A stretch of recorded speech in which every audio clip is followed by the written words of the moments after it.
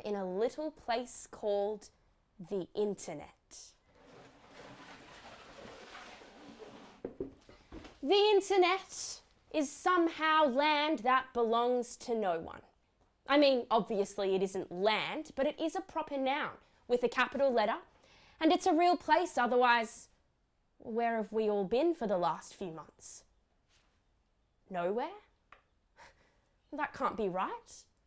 Because I certainly haven't been nowhere. I mean, I've been here, looking at TikTok videos. And I've been here, looking at memes.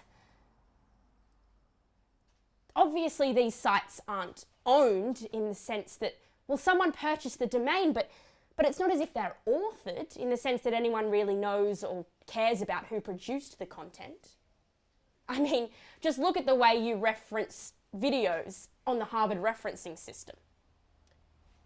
The user who uploads the video is attributed as the author? What? Does that mean if I upload some Shakespeare, I usurp him as the author? That can't be right, surely. Most of the internet requires me to make it work too. Or permits me to add to them and become a co-author. Of course, many pages do give an authorial gesture as to who the words written belong. Take this article. How Can We Think of Art in a Time Like This? By Sarah Cascone. This is an example of This is an example of one of the many think pieces doing the rounds in the wake of the pandemic.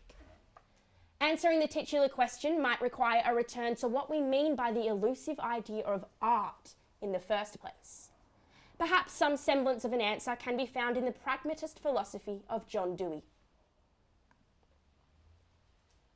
Dewey called for the reintegration of art with the processes of everyday life, with what he called the everyday events, doings, and sufferings that are universally recognised to constitute experience. For Dewey, art should reside in the flux of the events and scenes of the everyday life that rouse our interest, hold our attention, and afford us enjoyment as we look and listen. Not in the cinemas, theatres, and galleries, but in the fire engine rushing by, in the enormous machines excavating holes in the ground, in the grace of a ball player, and in the tending of houseplants, and so on. If we can no longer gather in theatres, cinemas, and galleries, then perhaps we should turn to Dewey's idea of the artful experience of the everyday life. What constitutes the everyday right now must be the internet. Instead of just looking and listening, now we call, click, type, browse, select, drag, and download. The internet is where you are watching this right now, and it is where we have all spent the last 2 months of our lives, living them out through multiple tabs open in multiple browsers and Zoom meeting after fucking Zoom meeting, and everyone making the same unfunny fucking joke about looking like the Brady Bunch, and you press refresh to check on the bell curve, and refresh to check on the Netflix new releases, and refresh to check on the bell curve again, and then refresh and refresh and refresh, and that word takes on a whole new meaning because it is far from refreshing, and then you press refresh to check on the bell curve again, and refresh and refresh and refresh, and I don't feel anything anymore. Yeah, I feel funny. Am I good at this? Is this real life? Yeah, this is real life, right? Yeah, okay, good. I have 2 fingers. Wait, hands. I have 2 hands. All good. Good. Okay. Good. Is this because I haven't seen anyone? Oh God. I can... God, wait, stay in your seat. Don't move. I'm so tired. Why haven't I slept? Have you slept? It Doesn't matter. Don't worry about it. I have Wi-Fi, that's all that matters. Oh, it's a bit slow. I'll check on the router. No, don't touch it! Why can't I touch it? Well, it'll mess up the connection. You have a connection, don't you? Yeah. I feel connected.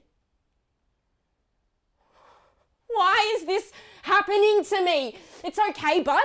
It's just from the loneliness, okay? Oh, is this gonna be forever? No. No! It won't be forever.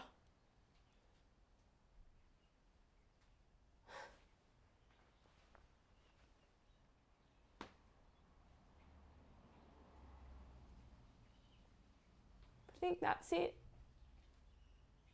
Do we just sit there for a bit? Yeah, we wanted like 20 or 30 seconds of just silence at the end. Just keep sitting there.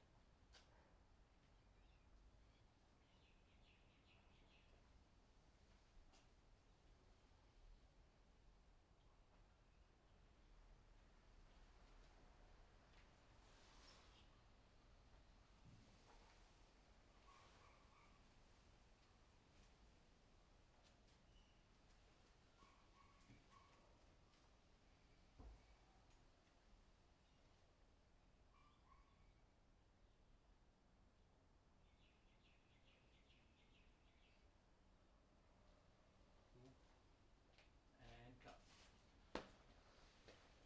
Nice work. Can you just walk out for me?